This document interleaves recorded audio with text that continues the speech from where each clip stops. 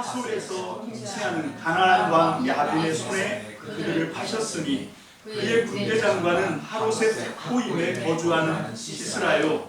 야빈 왕은 설병거 900대가 있어 20년 동안 이스라엘 자손을 심히 학대했으므로 이스라엘 자손이 여호와께 부르짖었더라. 그때 랍비봇의 아내 여선지자 드보라가 이스라엘의 사사가 되었는데 그는 에브라임 산지 라마와 베델 사이 드보라의 종려나무 아래에 거주하였고 이스라엘 자손은 그에게 나아가 재판을 받더라. 드보라가 사람을 보내어 아비노함의 아들 바락을 납달리 게데스에서 불러다가 그에게 이르되 이스라엘의 하나님 여호와께서 이같이 명령하지 아니하셨느냐. 너는 납달리 자손과 스불론 자손 10,000명을 거느리고 다볼산으로 가라. 내가 야빈의 군대 장관 시스라와 그의 병거들과 그의 무리를 기손강으로 이끌어 내게 이르게 하고 그를 내 손에 넘겨주리라 하셨느니라. 바락이 그에게 이르되 만일 당신이 나와 함께 가면 내가 가려니와 만일 당신이 나와 함께 가지 아니하면 나도 가지 아니하겠노라 하니 이르되 내가 반드시 너와 함께 가리라. 그러나 내가 이번에 가는 길에서는 영광을 얻지 못하리니 이는 여호와께서 시스라를 여인의 손에 파실 것임이니라 하고 드보라가 일어나 바락과 함께 게데스로 가니라. 바락이 스불론과 납달리를 게데스로 부르니 10,000명이 그를 따라 올라가고 드보라도 그와 함께 올라가니라. 모세의 장인 호밥의 자손 중 겐사람 헤벨이 자기 족속을 떠나 게데스에 가까운 시아난님 상수리 나무 곁에 이르러 장막을 쳤더라. 아비노함의 아들 바락이 다볼산에 오른 것을 사람들이 시스라에게 알림해 시스라가 모든 병거 곧 설병거 900대와 자기와 함께 있는 모든 백성을 하루셋 학고임에서부터 기손강으로 모은지라. 드보라가 바락에게 이르되 일어나라. 이는 여호와께서 시스라를 내 손에 넘겨주신 날이라. 여호와께서 너의 앞서 나가지 아니하시느냐 하는지라. 이에 바락이 10,000명을 거느리고 다볼산에서 내려가니 여호와께서 바락 앞에서 시스라와 그의 모든 병거와 그의 온 군대를 칼날로 혼란에 빠지게 하심에 시스라가 병거에서 내려 걸어서 도망한지라. 바락이 그의 병거들과 군대를 추격하여 하로셋 학고임에 이르니 시스라와 온 군대가 다 칼에 엎드러졌고 한 사람도 남은 자가 없었더라. 시스라가 걸어서 도망하여 겐사람 헤벨의 아내 야엘의 장막에 이르렀으니 이는 하소랑 야빈과 겐사람 헤벨의 집 사이에는 화평이 있음이라. 야엘이 나가 시스라를 영접하며 그에게 말하되 나의 주여 들어오소서. 내게로 들어오시고 두려워하지 마소서 하매 그가 그 장막에 들어가니 야엘이 이불로 그를 덮으니라. 시스라가 그에게 말하되 청하노니 내게 물을 조금 마시게 하라. 내가 목이 마르다 하매 우유 부대를 열어 그에게 마시게 하고 그를 덮으니 그가 또 이르되 장막문에 섰다가 만일 사람이 와서 내게 묻기를 여기 어떤 사람이 있느냐 하거든 너는 없다 하라 하고 그가 깊이 잠드니 헤벨의 아내 야엘이 장막 말뚝을 가지고 손에 방망이를 들고 그에게로 가만히 가서 말뚝을 그의 관자놀이에 박음에 말뚝이 꿰뚫고 땅에 박히니 그가 기절하여 죽으니라. 바락이 시스라를 추격할 때에 야엘이 나가서 그를 맞아 그에게 이르되 오라 내가 찾는 그 사람을 내가 내게 보이리라 하매 바락이 그에게 들어가 보니 시스라가 엎드려 죽었고 말뚝이 그의 관자놀이에 박혔더라. 이와 같이 이날에 하나님이 가나안 왕 야빈을 이스라엘 자손 앞에 굴복하게 하신지라. 이스라엘 자손의 손이 가나안 왕 야빈을 점점 더 눌러서 마침내 가나안 왕 야빈을 진멸하였더라. 아멘. 기도하겠습니다. 하나님 감사합니다. 오늘 우리 10월 넷째 주 하나님을 예배하며 주님을 찬양합니다. 우리를 영원한 사망 가운데서 건지신 하나님의 구원의 은혜를 우리가 다시 한번 우리의 마음 깊이 새기게 하시고 이제는 육신으로 내가 사는 것이 아니라 정말로 하나님의 말씀과 그 언약을 따라 성령의 이끌리심으로 하나님의 백성으로 살아가기를 원하오니 하나님, 우리가 주님을 성령을 쫓아 살아갈 수 있도록 오늘도 우리에게 하나님의 음성을 들려주옵소서. 아멘. 주의 말씀에 붙들려 아버지 세상의 좌로나 우로 치우치지 않게 하시고 오직 진리로 하나님이 이끄시는 대로 믿음으로 따라가는 저희들 될 수 있도록 주님, 오늘도 하나님의 말씀을 우리에게 선포하여 주옵소서. 오늘 시간 우리의 심령 가운데 하나님의 은혜를 갈망하는 간절한 소망을 일으켜 주시고 아버지 주의 말씀을 생명의 말씀으로 알고 잘 받아 순종하는 저와 우리 참믿음 모든 성도 권속들 지체들 다 되게 축복하여 주옵소서. 어떤 말씀을 주시든지 그대로 순종하겠습니다. 아버지 gem손하게 하나님 온유하게 주의 말씀 앞에 대면하는 서는 저와 우리 참믿음 모든 성도들로 허락하여 주옵소서. 오늘도 하나님의 말씀 가운데 기름 부어 주시고 성령님 은혜의 말씀으로 우리를 이끌어 주옵소서. 아버지 각 사람의 심령 가운데 잘 박힌 모처럼 주님 성령으로 교통하여 주옵소서. 전폭을 주의 말씀께 의지합니다. 감사드리옵고 예수님의 이름으로 축복하며 기도합니다. 아멘. 아멘. 제가 지난 9월달 9월 17일부터 10월 16일까지 15일인가요?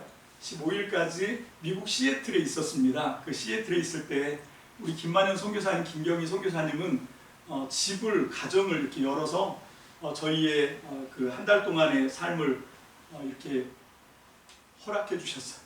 이게 쉬운 게 아니에요. 내 집을 이렇게 열어서 그렇게 한 달 짧지도 않은 그 기간을 저희들한테 정말 너무 큰 사랑과 은혜를 베풀어 주셔서 감사하고 그런가 하면 저희가 매일 새벽마다 새벽 기도를 다녔는데 어디로 갔냐면 뉴송 처치, 오늘 우리 오신 김범기 목사님 교회에 가서 또 영적인 공급을 받았습니다.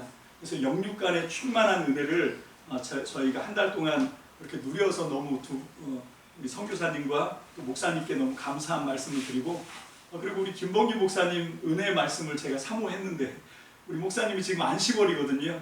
그래서 안식월에는 뭘 하면 안 돼요. 그게 법으로 정해져 있습니다. 그래서 여러분들이 아쉬우시면 다음에 우리 김범기 목사님을 비행기표 이렇게 해드려서 우리가 한번 초청하고 하나님의 큰 말씀에 은혜를 받는 그런 시간을 우리가 한번 기대해 보겠습니다. 대답을 안 하시네. 할렐루야. 아멘. 하나님께서 주님의 선한 뜻대로 이루어 가실 것을 믿습니다. 자, 우리 이제 계속 사사기 말씀을 봤는데요. 사실 우리가 이 사사기에 대해서 잘 가늠을 하지 못하는 게 이게 하나님의 말씀 안에는 놀라운 생명과 비밀이 들어 있습니다. 근데 그 하나님의 말씀은 아무에게나 그냥 무조건 읽는다고 해서 그 하나님의 생명과 진리가 다 공급되는 게 아니에요. 그 하나님의 말씀 안에는 정말로 무궁무진한 지혜와 우리를 영생에 이르도록 하는 그 놀라운 하나님의 생명이 감추어져 있지만 그거를 들을 수 있는 귀, 그걸 볼 수 있는 눈이 준비되어야 합니다. 저는 그게 질문이라고 생각해요. 우리가 어떻게 질문하느냐에 따라서 하나님이 우리에게 정말로 생명의 그 놀라운 능력을 공급해 주실 줄로 믿습니다. 오늘 말씀의 질문은 뭐냐면 왜 사사인가 하는 거예요. 이게 원어로는 샤팟, 쇼펫 뭐 이렇게 얘기하는 게 이게 사사인데요. 이게 영어로 얘기하면 저지. 이게 뭐냐면 판관, 재판관 얘기를 하는 거거든요. 아니 왜 뜬금없이 갑자기 성경이 모세오경 끝나고 여호수아 끝나고 그 다음에 나오는 책인데 이게 왜 판관기, 이게 가톨릭 성경에서는 판관기 이렇게 얘기하고 우리는 사사기 이래 놓으니까 저게 도대체 무슨 얘기냐, 사사가 뭐냐, 재판관이라는 얘기예요. 뭐를 재판한다는 거죠. 이게 뭔가 하면 모세오경이 율법입니다. 특히 레위기가 굉장히 중요하거든요. 유대인들은 애가 태어나면 레위기 말씀을 맨 처음에 들려줘요. 전 이게 정말 우리 참믿음 성도님들에게도 꼭 소개해드리고 싶은 게 뭔가 하면 우리가 영적인 사람이 되겠다, 성령을 따라가겠다, 성령을 쫓아 살겠다 이렇게 얘기하는데 그럼 물어봅시다. 뭐가 영적인 사람이에요? 뭐가 육적인 사람이지? 우리가 성령을 쫓아 산다는 게 구체적으로 뭘 어떻게 하라는 겁니까? 정말 안타까운 게 뭔가 하면 지금 그 서구 유럽이나 미국의 모든 문명과 역사를 주관하는 게 뭐냐면 두 가지 기둥이 있다 그러잖아요. 하나는 히브리 성경이고 또 하나는 헬라의 그 그리스 철학 사상. 여러분 그 두 가지가 기둥이라고 하는데 여러분 이 유럽과 그리고 이 미국과 이런 사람들이 영향을 받은 게 여러분 구약일까요? 신약일까요? 여러분 저희는 그렇게 믿습니다. 구약보다 신약이 더 온전한 복음입니다. 저는 그렇게 확신합니다. 믿습니까? 아멘. 구약이 약속하신 그 메시아 하나님의 구원자가 예수 그리스도 하나님의 아들로, 아니 하나님이 육신되어 우리 가운데 온 것을 우리가 믿습니다. 그럼에도 불구하고 유럽의 문명, 학문, 그 모든 진리 체계에 여러분 안타깝게도 구약에서 일어났던 어떤 그런 사상과 정신과 이런 것들은 많이 들어가 있어요. 그런데 우리 신약 성경, 신약의 가르침, 그러니까 우리 기독교와 개신교가 얼마만큼 영향을 미치느냐? 이게 유대교만큼 못하다. 이게 지금 그 문화와 그 문명을 평가하는 그런 학자들이 하는 얘기입니다. 이게 왜 그렇게 됐는가? 왜 그렇게 됐는가 하면 이 유대인들은 우리 신약을 갖고 있는 우리 예수 그리스도를 구주와 주님으로 우리가 알고 만나고 거듭난 우리 기독교에 비하면 아무것도 아닌데 이 사람들은 뭘 했냐면 구약 성경을 갖고 날마다 묵상을 했어요. 정말로 이게 하나님의 말씀인지를 지금도 끊임없이 이 말씀을 붙들고 씨름하고 묵상하고 질문하고 하면서, 그러면서 거기서 뭐가 나오냐면 이게 처음에 하는 거는 학가다라고 그래서 무조건 읽고 외우는 거예요. 그리고 그 다음에 13살 성인식이 끝나고 나면 그 다음에 뭘 하냐면 그 말씀을 갖고 서로의 생각을 갖고 막 질문하고 막 나눠요. 그렇게 해갖고 거기서 나오는 게 뭐냐면 탈무드가 나오는 거거든요. 그래서 지금도 탈무드는 계속 쓰여지는 책인데 그게 세상의 문명과 기조에 굉장히 큰 기여를 하는 그런 일을 봅니다. 그래서 우리 참미등교회 성도들이 정말 우리가 영적인 사람이 되고 성령을 쫓아 살고 그렇게 하는 게 어떻게 하는 건가 하면 하나님의 말씀이 이게 정말 나에게 진리인가? 나에게 어떤 의미인가를 날마다 우리가 좀 붙들고 씨름을 해야 되거든요. 그래서 그냥 나는 가만히 있을 테니까 알아서 떠먹여주세요 이렇게 하는 것이 아니라 정말 매일매일 하나님 말씀을 읽고, 아까 광고 시간에 말씀을 못 드렸는데 우리 날마다 매일 읽는 성경 그걸 꼭 읽으시고 그냥 읽었다 하고 끝내지 마시고 그 읽은 말씀을 통해서 하나님의 음성을 우리가 찾아내야 됩니다. 그러려면 질문을 해야 되거든요. 이게 왜 이렇게 됐지? 하고 그냥 두루뭉실 넘어가지 마시고 꼭 질문을 하시기를 주님의 이름으로 축복합니다. 아멘. 그래서 이 유대인들은 애가 태어나면 무릎에 앉혀놓고 엄마가, 이게 13살 될 때까지는 엄마가 책임을 져요.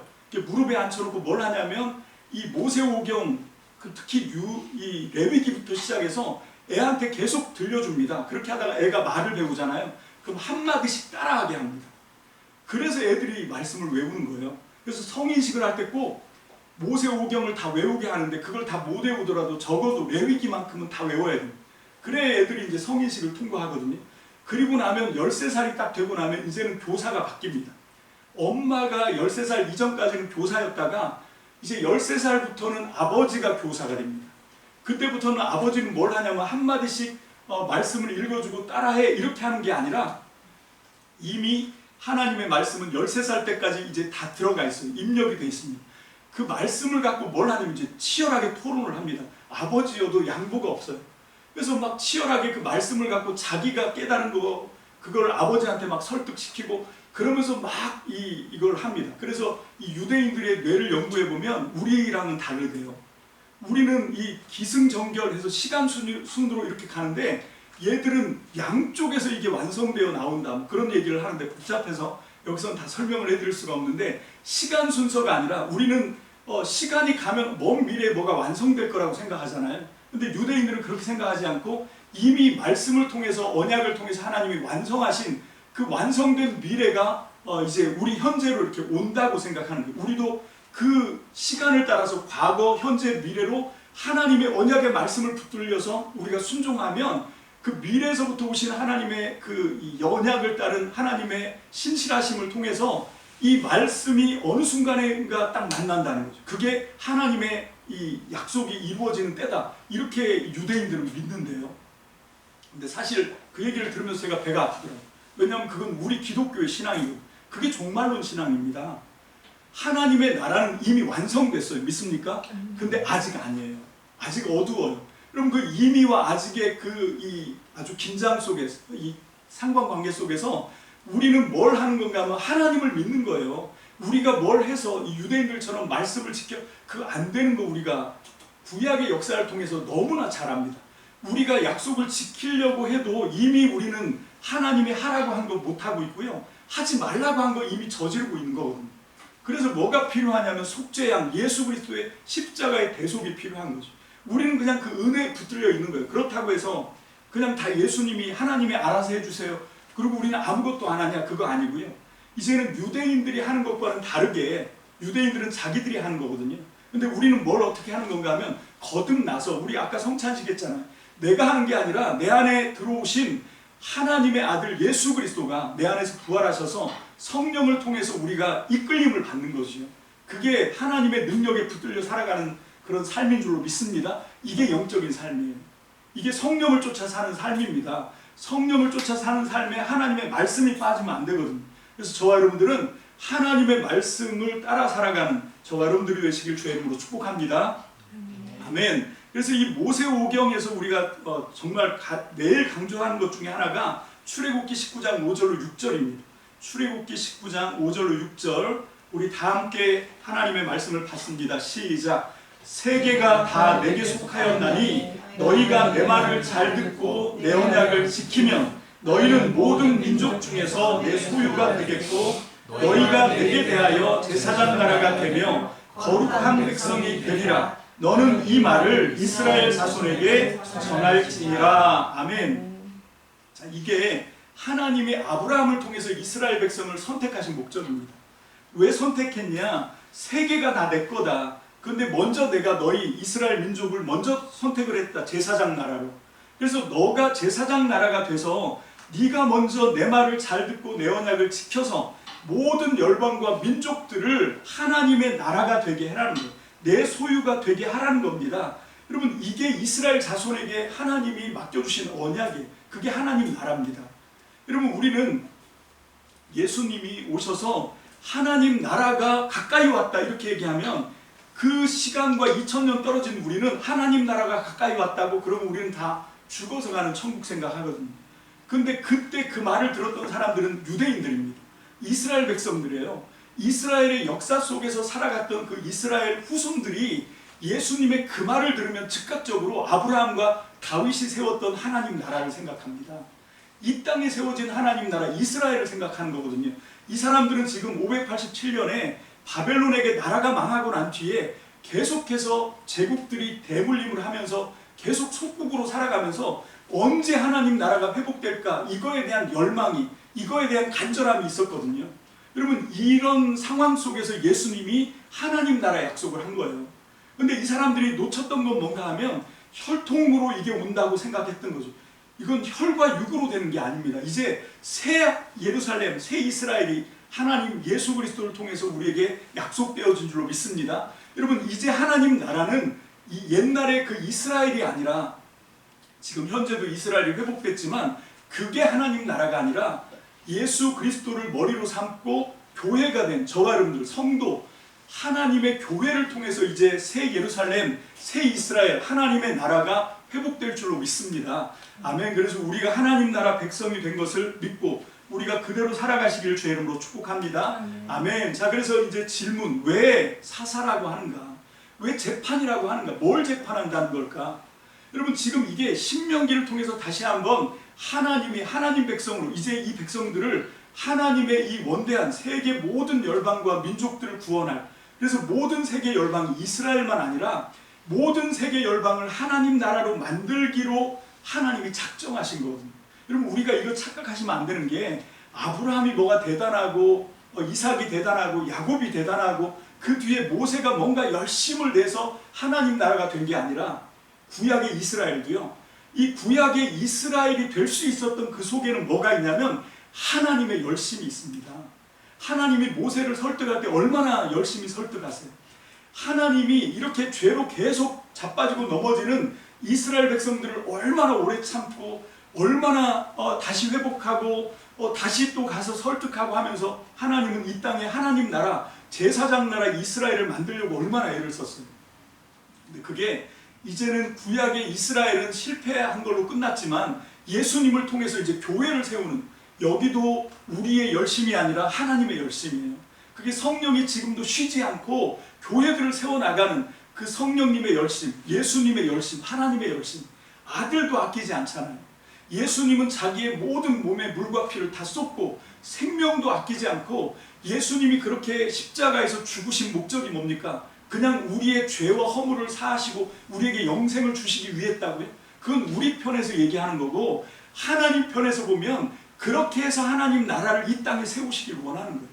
그렇게 해서 진짜 성도, 진짜 교회를 이 땅 가운데 보시길 원하는 겁니다. 우리 입장에서만 이 구원을 소화하지 마시고 소비하지 마시고, 하나님 입장에서 하나님의 열심을 좀 헤아리시고 우리가 성도가 되시기를, 우리가 교회가 되시기를 주님의 이름으로 축복합니다. 아멘. 그래서 이 질문 앞에 우리가 서야 돼요. 왜 사사인가? 도대체 뭐를 재판하겠다는 건가? 여러분, 이 사사들을 통해서 하나님이 뭘 재판하시는 거예요? 옳고 그른 걸 따지는 겁니까? 잘못한 사람, 나쁜 사람, 이걸 구분하는 걸까요? 그거 아니고요. 이 하나님이 오경을 통해서 세우신 하나님 나라의 법이거든요. 이 법이 제사장 나라로 선택한 그 이스라엘 속에서 잘 통용되고 있는가? 이것들이 그냥 눈가림으로 보일 때는 잘하는 것 같은데 아무도 안 보면 하나님도 안 보시는 줄 알고 엉뚱하게 사는 거 아닌가? 이거를 보시는 거거든요. 그래서 사사기에 보면 점점 내려갑니다. 점점 형편없어져요. 가면 갈수록 이게 어려워지고 형편없어집니다. 그런 관점에서 우리는 이 사사기 네 번째 사사 드보라와 바락과 야엘의 이야기를 볼 수 있어야 돼요. 여러분, 이런 큰 그림 속에서, 이런 관점 속에서 우리가 여기를 딱 들여다보면 두 번째 질문이 나옵니다. 두 번째 질문, 왜 드보라가 아니고 왜 바락이 아니고 야엘일까 하는 거예요. 여러분, 우리 지난 시간에 우리 드보라가 여선지자였다라고 하는 아주 특이한, 도대체 왜 사사 얘기를 하는데 선지자 얘기가 툭 나와요? 여러분, 그 선지자라고 하는 게 뭐라고요? 하나님과 마음이 통한 사람이에요. 하나님과 정념이 통한 사람입니다. 이게 선지자예요. 하나님이 뭐에 분노하는지, 하나님이 뭐에 슬퍼하는지, 하나님의 관심이 어디에 있는지를 알아야 선지자거든요. 그래서 이 여선지자 드보라를 세웠는데 왜 영광을 야엘에게 뺏겼을까요? 저는 이렇게 생각합니다. 야엘이 가로챘다고. 여러분, 이게 도대체 어떻게 된 일이죠? 이걸 통해서 하나님은 이스라엘을 어떻게 판단하시고 어떻게 재판하시는 겁니까? 좀 더 들여다보면 드보라가 어떻게 했냐면 20년 동안 이 가나안 족속 중에 가장 강한 하솔왕 야빈에게 20년 동안 아주 심하게, 그냥 학대가 아니고 아주 심하게 학대를 당했어요. 그냥 완전히 이겨졌습니다. 그래서 이 사람들이 어떻게 했냐면 부르짖었다라고 하는 그 원어가 비명을 질렀다는 얘기예요. 정말로 못 살겠다고 아우성을 치고 있는 그런 상황이 됐습니다. 20년 동안. 여러분, 그러면 이 여선지자 드보라는 하나님의 뭘 알았다는 거죠? 이 상황 속에서 지금 고통당하는 사람들을 하나님의 마음으로 본 거예요. 이 세상에서 죽어가는 사람들, 망가져가는 사람들을 하나님의 눈으로 본 거죠. 그게 선지자입니다. 자, 그렇게 됐으면 어떻게 되면 일어나야 되거든요. 뒤에 가면 5장에 드보라의 노래가 나오는데 그 드보라의 노래에서 이 노래에서 중심 주제가 뭐냐면 일어나라는 거예요. 드보라야 일어나라, 바라가 일어나라. 이게 무슨 얘기냐면 이스라엘 백성들에게, 여러분, 이걸 우리에게 적용하면 우리 믿는 사람들이 일어나야 돼요. 그냥 알고 주저앉아 있으면 안 됩니다. 하나님의 진리의 말씀이 우리 안에 왔으면 그 하나님의 약속을 붙들고 일어나시기를 주의 이름으로 축복합니다. 일어나서 주님의 뜻이 우리에게 주어진 게 이거라면 그대로 행해야 되거든요. 근데 이걸 안 해요. 드보라도 안 했고 바락도 안 했어요. 바락은 했지요. 10,000명을 끌고 전쟁을 했습니다. 자, 그런데 여기 보면 3절 한번 보겠습니다. 3절 다 같이 봅니다. 시작. 야빈 왕은 설병도 900대가 있어 20년 동안 이스라엘 자손을 심히 학대했으므로 이스라엘 자손이 여호와께 부르짖었더라. 자, 누가요? 이스라엘 자손이 부르짖었어요. 누가 학대를 받았습니까? 이스라엘 자손이 학대를 받았어요. 야엘이라고 하는 여자, 이게 헤벨의 아내거든요. 그 헤벨의 아내 야엘은 겐 사람이었습니다. 이게 모세의 장인 호밥이라고 그랬는데, 호밥은 모세의 장인이 아니고 모세의 이 뭐라고 그러죠? 매제나 매형 뭐 이렇게 될 거예요. 처남. 죄송합니다. 처남이지. 여러분, 이게 이드로죠. 장인은 이드로의 아들이 호밥이고, 뭐 그런 족보는 여기서 중요하지 않고 따지는 게 중요한 건 뭔가 하면 이게 그 호밥으로부터 겐 족속이 나오는데 겐 족속 사람이, 이 사람들은 이 핍박을 받은 사람들이 아니라는 거예요. 그 증거가 17절에 나옵니다. 17절 시작. 시스라가 걸어서 도망하여 겐사람 헤벨의 아내 야의 장막에 이르렀으니 이는 하솔왕 야빈과 겐사람 헤벨의 집 사이에는 화평이 있음이라. 이 사람들은 학대받은 사람들이 아니에요. 20년 동안 학대받은 건 이스라엘 자손이에요. 이 사람들은 학대받는 이스라엘 자손들을 옆에서 그냥 본 거예요. 그리고 이 하솔왕 야빈과 이 겐사람, 하벨, 야엘 이 사람들은 서로 화평했어요. 어느 정도로 화평했냐면 이 시스라, 군대 장관 시스라가 가장 이 공궁에 처했을 때, 가장 힘들었을 때 피할 수 있는 곳이라고 생각했던 곳이 바로 이 헤벨의 집이었어요. 여기로 도망갔어요. 그만큼 이 하솔왕 야빈과 시스라는 이 겐사람 사람들이 자기들 편이라고 그렇게 생각했던 거지요. 그리고 갔거든요. 근데 뒤통수를 쳤네요. 그죠? 지금 이 야엘이라고 하는 사람이 잠재워놓고 말뚝으로 관자놀이를 꿰뚫어서 죽였다고요. 여러분, 아니 어떻게 이런 배신을 할 수가 있지? 우리가 이렇게 생각할 수 있는데 지금 바락 같은 경우는 이 드보라가 이거부터 읽었어야 되는데 드보라가 6절부터 9절까지 한번 보겠습니다. 드보라가 이제 누구를 부르냐면 이 일을 할 사람으로 바락을 불러요. 그런데 바락이 어떻게 하는지 그게 이제 6절부터 나오거든요. 6절 다 같이 시작.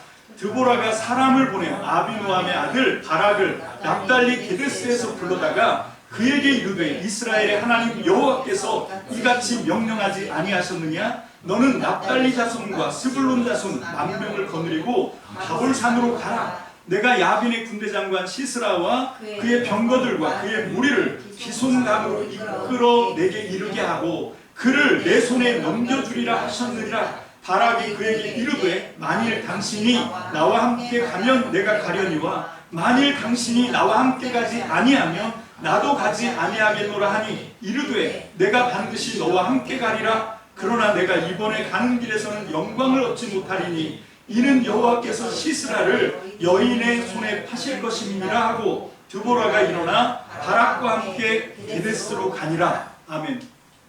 자, 여기서 물론 어떻게 해석하느냐의 관점이지만 저는 좀 야박하게 한번 해석을 해봤어요.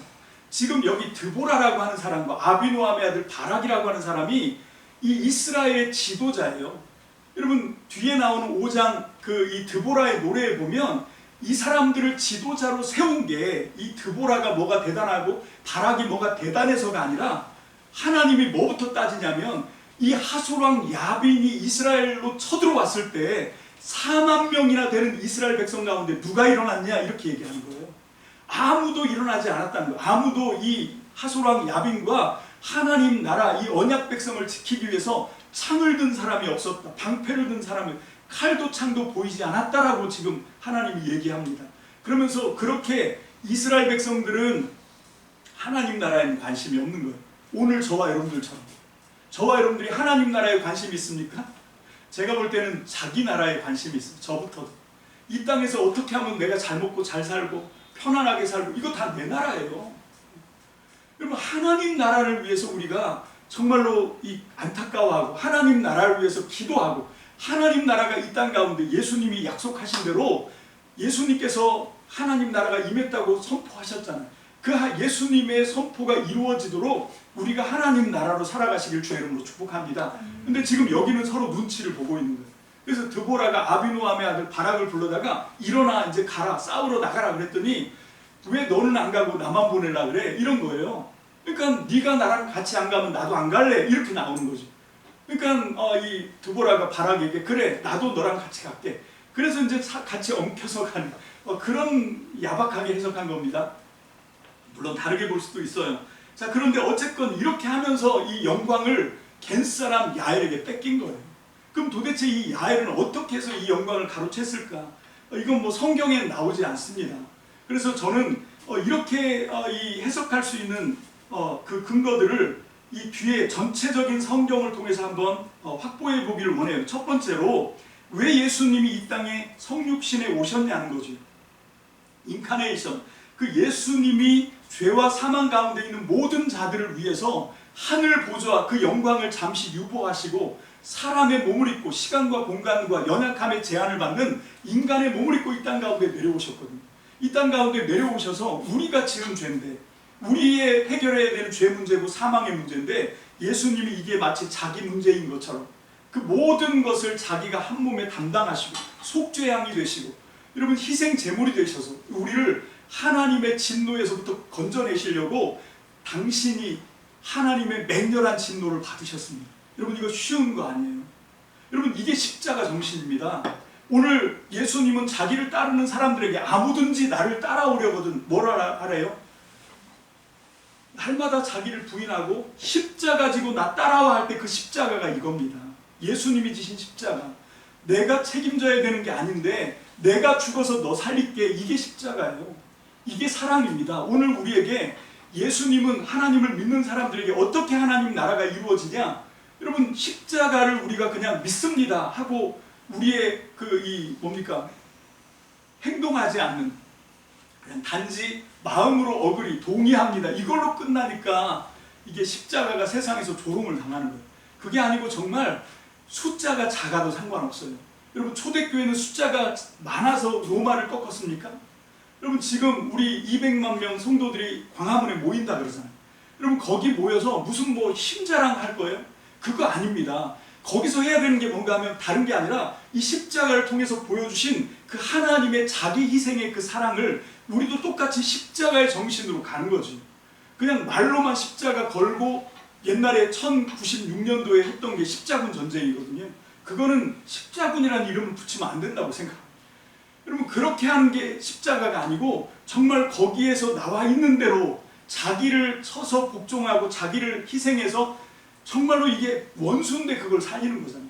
여러분 예수님이 자기를 십자가에 못 박는 사람들에게 마지막 죽으면서 누가복음에 보면 예수님이 누가복음 23장 34절 그 뒤에 있습니다. 우리 다 함께 보겠습니다.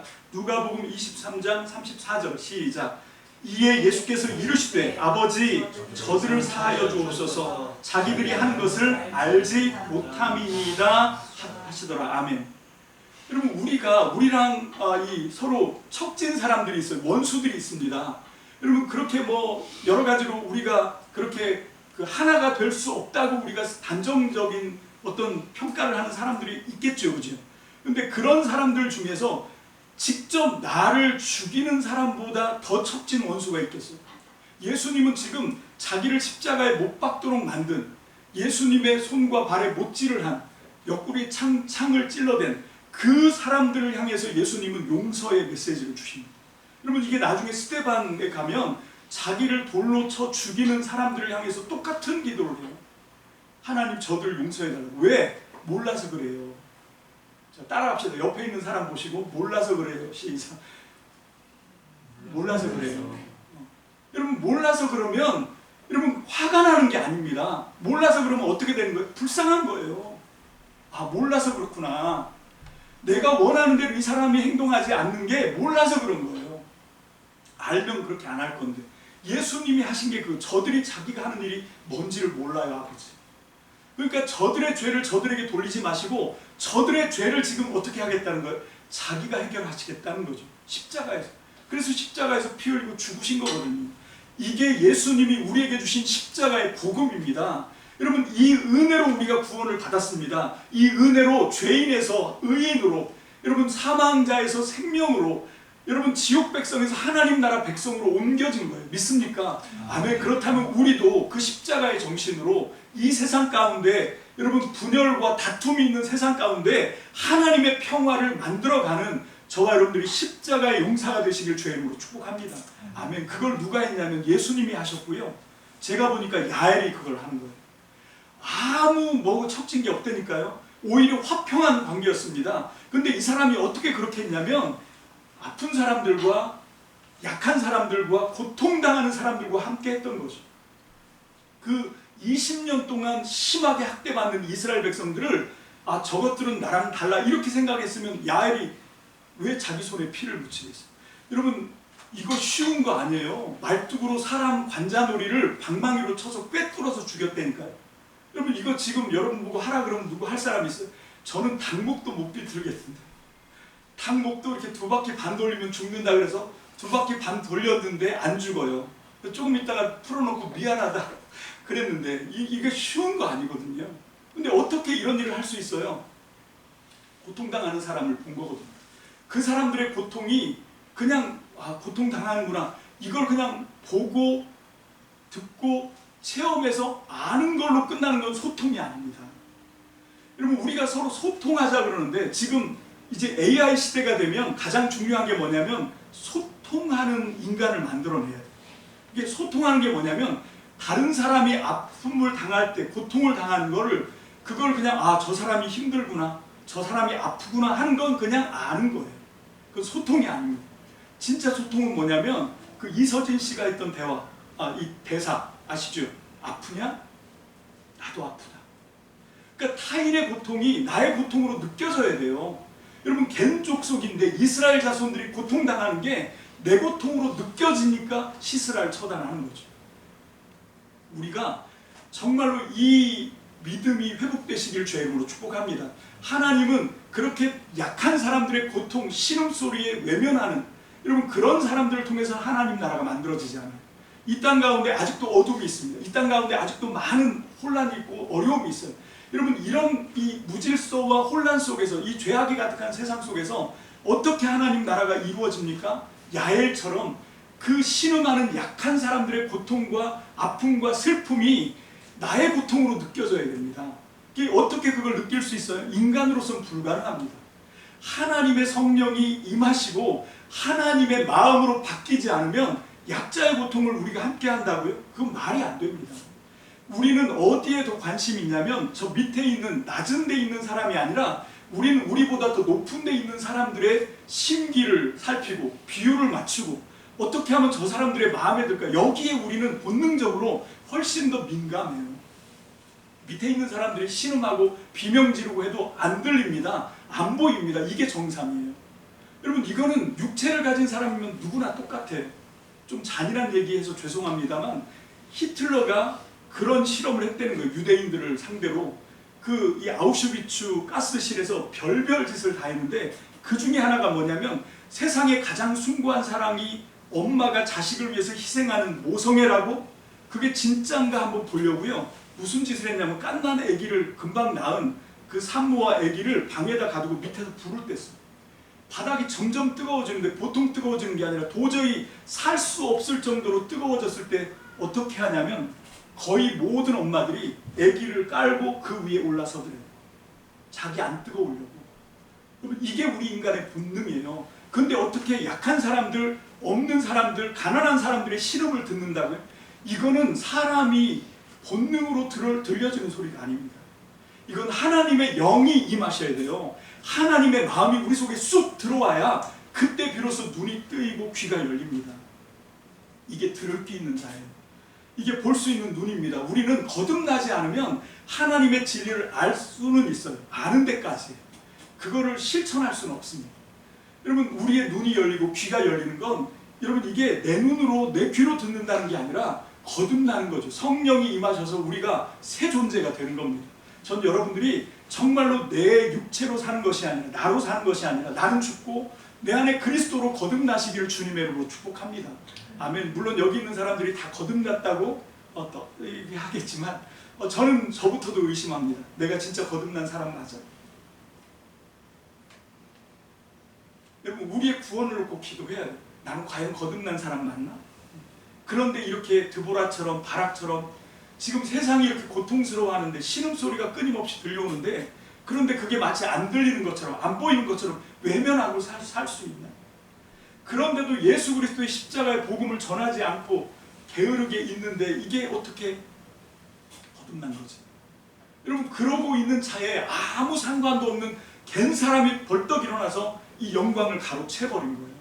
이걸 통해서 하나님이 이스라엘 백성들에게 뭘 말씀하시는 겁니까? 여러분 정신 차리라고 얘기하는 거예요.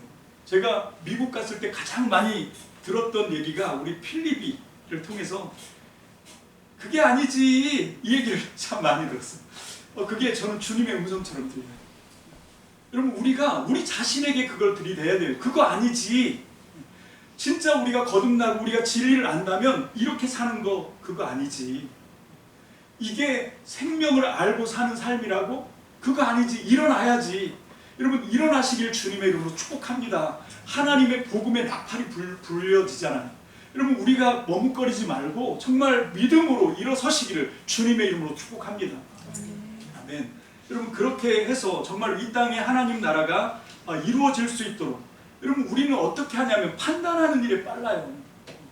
여러분 이 판단하고 비판하고 비난하고 정죄하고 이런 거에 빨라요. 그게 누구냐면 바리새인들이에요. 바리새인들이 얼마나 판단하고 정죄하고 그럽니까? 여러분 예수님이 오셔서 예수님이 이 사랑의 하나님이 오셔갖고 유일하게 생망한 대상이 누굽니까? 바리새인들이었어요. 왜 그런가 하면 이게 제가 예를 들면 저는 축구를 좋아하는데 스포츠에서 축구 경기를 할 때 한 팀이 11명 팀이 나와서 그라운드에서 뛰잖아요. 그럼 상대편 팀과 하면 22명이 뛰거든요. 근데 얘들이 뛰는데 그냥 뛰는 게 아니라 각자 호각을 입에 물고 호루라기 입에 물고 여러분 이게 심판은 누가 하는 겁니까? 축구의 심판은 양쪽 선상의 선심 2명과 그리고 그 그라운드의 선수들과 함께 뛰면서 반칙하는 거를 이렇게 불꽃 같은 눈으로 지켜보는 주심 이렇게 3명이 호루라기를 물어야 되잖아요. 근데 마치 이 22명이 다 호루라기를 물고 서로 막 불어대는 거죠. 너 잘못했다고. 이게 옳고 이게 그러다고 서로 막 이렇게 불어대는 거예요. 여러분 심판은 우리가 아닙니다. 심판은 하나님이 하시는 거죠. 여러분 예수님도 육신을 입고 오셨을 때는 그렇게 안 하셨어요. 예수님도 창녀를 봐도 여러분 세리를 봐도 바리새인들의 눈으로 보면 나라를 배신한 거거든요. 민족을 배신한 거거든요. 여러분 율법의 정신에서 어긋난 거거든요. 그래서 막 호각을 막 불어댔어요. 근데 예수님은 어떻게 하십니까? 친구가 되신 거예요. 여러분 그리고 그 사람들이 죄를 안 지었다는 게 아니에요. 그 죄를 십자가에서 자기가 한 몸에 짊어지는 거죠. 여러분 이게 판단하고 정죄해서 세상이 바뀌지 않습니다. 비난하고 비판해서 세상이 바뀌어질 것 같으면 빨리 비판부 장관, 정죄부 장관 만들어야 돼요. 판단하고 정죄하고 칼질을 해야 됩니다. 근데 지금 언론들이 얼마나 그 짓을 많이 하고 있습니다. 여러분 거기에 휩쓸려서 우리 믿는 사람들도 얼마나 그거 많이 하고 있습니다. 그거 하시되 누구에게 하냐면 그 대상은 오직 나예요. 그거 아니지. 내가 정말 믿음의 사람으로 거듭난 사람으로 진리를 따라가는 사람 맞는지 나에게만 그 날선 비판의 칼, 정죄의 칼을 나에게만 들이대고 남에게는 어떻게 합니까? 하나님의 마음으로 보는 거죠. 그 사람의 신음소리를 듣는 거예요. 뭡니까? 몰라서 그렇구나. 아직 이 사람이 뭘 몰라서 그렇구나. 그럼 어떻게 하냐면 안타까운 마음으로 우리가 붙들고 기도하고 참고 기다려주는 거죠. 그게 주님의 마음을 받은 사람입니다. 여러분 예수님이 십자가에서 하신 말씀이 그거예요. 주님 저들이 자기가 하는 일을 알지 못합니다. 아버지 저들의 죄를 용서해 주십시오 라고 기도하는 여러분 이게 십자가의 정신이죠. 여러분 이 야엘이라고 하는 사람이 우리 바락과 드보라가 서로 상대편을 간을 보고 서로 이 눈치를 보고 내가 앞장서서 총알바지가 되는 것 같으니까 너도 같이 안 가면 나도 못 가 뭐 이러고 서로 이렇게 미적거리고 있을 때 그 영광을 갠 사람 그것도 남자도 아니고 여자가 여러분 이건요 지금 3000년 전 얘기입니다. 이때는 여자는 거의 사람으로 숫자도 취급 안 했어요. 그냥 애 낳는 기계였습니다. 근데 그 이름이 떡하니 성경에 기록되잖아요. 성경에 기록돼서 지금 3000년 후까지 지금 이 목사한테까지 지금 거론이 되고 있잖아요. 하늘나라에서 이 소리를 들으면 얼마나 기뻐할까. 여러분 우리가 이 야엘 같은 하나님의 마음에 붙들리시길 주의 이름으로 축복합니다. 여러분 지금 이 사사기 드보라의 이야기에서 왜 하나님이 갠 여인 야엘을 이렇게 세우시냐면 이게 하나님의 역사, 하나님의 구원은 혈통이나 민족이나 이런 거에 제한되지 않는다는 거예요. 저와 여러분들은 한국 사람입니다. 근데 예수님이 이 모든 것들을 갈라디아서에 보면 사도 바울이 그랬잖아요. 유대인이든 헬라인이든 이제 똑같다. 그 장벽을 없애버렸잖아요. 무엇으로 똑같습니까? 예수 그리스도를 통해서 성령으로 거듭나고 하나님의 마음이 우리 속에 쑥 들어오면 거기가 하나님 나라예요. 전 여러분들이 정말로 이 하나님의 복음, 십자가의 복음을 다시 한번 회복하시고 이 어려운 때에 어떻게 우리가 하나님 나라를 세울 것인가 고민하시고 오늘 이 말씀이 저와 여러분들에게 어떻게 들려오는지 다시 한번 주님의 음성을 우리가 집중해서 귀를 기울이시기를 주님의 이름으로 축복합니다. 아멘. 우리 다 함께 자리에서 일어나시고 오늘 우리에게 주신 하나님의 말씀을 받습니다. 여러분 이 시간이 제일 중요합니다. 제가 설교한 게 그게 하나님의 말씀이기를 저도 원해요. 그렇지만 더 중요한 건 여기 하나님의 말씀으로 성경에 기록된 이 말씀이 정말 살아있고 좌우의 날선 검처럼 우리의 혼과 영과 관절과 및 골수를 찌르고 우리의 생각들을 다 갈라낼 줄로 믿습니다. 오늘 이 말씀이 그런 역사를 우리에게 이루어 주시길 원하고 이 사사기 4장 1절로 24절 말씀을 다시 한번 합독해서 한 목소리로 하나님의 음성으로 받습니다. 시작. 에웃이 죽으니 이스라엘 자손이 또 여호와의 목전에 악을 행하매 여호와께서 하솔에서 통치하는 가나안 왕 야빈의 손에 그들을 파셨으니 그의 군대 장관은 하롯의 학고임에 거주하는 시스라요. 야빈 왕은 설병거 900대가 있어 20년 동안 이스라엘 자손을 심히 학대했으므로 이스라엘 자손이 여호와께 부르짖었더라. 납비도세 아내 여선지자 드보라가 이스라엘의 사사가 되었는데 그는 에브라임 산지 라마와 베델 사이 드보라의 종려나무 아래에 거주하였고 이스라엘 자손은 그에게 나아가 재판을 받더라. 드보라가 사람을 보내어 아비노함의 아들 바락을 납달리 게데스에서 불러다가 그들에게 이르되 이스라엘 하나님 여호와께서 이같이 명령하지 아니하셨느냐. 너는 납달리 자손과 스불론 자손 10,000명을 거느리고 다볼산으로 가라. 내가 야빈의 군대 장관 시스라와 그의 병거들과 그의 무리를 기송강으로 이끌어 내게 이르게 하고 그를 내 손에 넘겨주리라 하셨느니라. 바락이 그에게 이르되 만일 당신이 나와 함께 가면 내가 가려니와 만일 당신이 나와 함께 가지 아니하면 나도 가지 아니하겠노라 하니 이르되 내가 반드시 너와 함께 가리라. 그러나 내가 이번에 가는 길에서는 영광을 얻지 못하리니 이는 여호와께서 시스라를 여인의 손에 하실 것임이니라 하고 드보라가 일어나 바락과 함께 게데스로 가니라. 바락이 스불론과 납달리를 게데스로 부르니 10,000명이 그를 따라 올라가고 드보라도 그와 함께 올라가니라. 모세의 자손 호밥의 자손 중 겐사람 헤벨이 자기 족속을 떠나 게데스에 가까운 시아나님 상수리 나무 곁에 이르러 장막을 쳤더라. 아비노함의 아들 바락이 다볼산에 오른 것을 사람들이 시스라에게 알림해 시스라가 모든 병거 곧 철병거 900대와 자기와 함께 있는 모든 백성을 하루셋 학고임에서부터 성당으로 모은지라. 드보라가 바락에게 이르되 일어나라. 이는 여호와께서 시스라를 내 손에 넘겨주신 날이라. 여호와께서 너의 앞서 나가지 아니하시느냐 하는지라. 이에 바락이 10,000명을 거느리고 다볼산에서 내려가니 여호와께서 바락 앞에서 시스라와 그의 모든 병거와 그의 온 군대를 칼날로 홈난에 빠지게 하매 시스라가 병거에서 내려 걸어서 도망한지라. 바락이 그의 병거들과 군대를 추격하여 하롯의 학고임에 이르니 시스라의 온 군대가 다 칼에 엎드러졌고 한 사람도 남은 자가 없었더라. 시스라가 걸어서 도망하여 겐사람 헤벨의 아내 야엘의 장막에 이르렀으니 이는 하솔왕 야빈과 겐사람 헤벨의 집 사이에는 화평이 있음이라. 야엘이 나가 시스라를 영접하며 그에게 말하되 나의 주여 들어오소서. 내게로 들어오시고 두려워하지 마소서 하매 그가 그 장막에 들어가니 야엘이 이불로 그를 덮으니라. 시스라가 그에게 말하되 청하노니 내게 물을 조금 마시게 하라. 내가 목이 마르다 하매 우유 부대를 열어 그에게 마시게 하고 그를 덮으니 그가 또 이르되 장막문에 섰다가 만일 사람이 와서 내게 묻기를 어떤 사람이 있느냐 하거든 너는 없다 하라 하고 그가 깊이 잠드니 헤벨의 아내 야엘이 장막 말뚝을 가지고 손에 방망이를 들고 그에게로 가만히 가서 말뚝을 그의 관자놀이에 박음에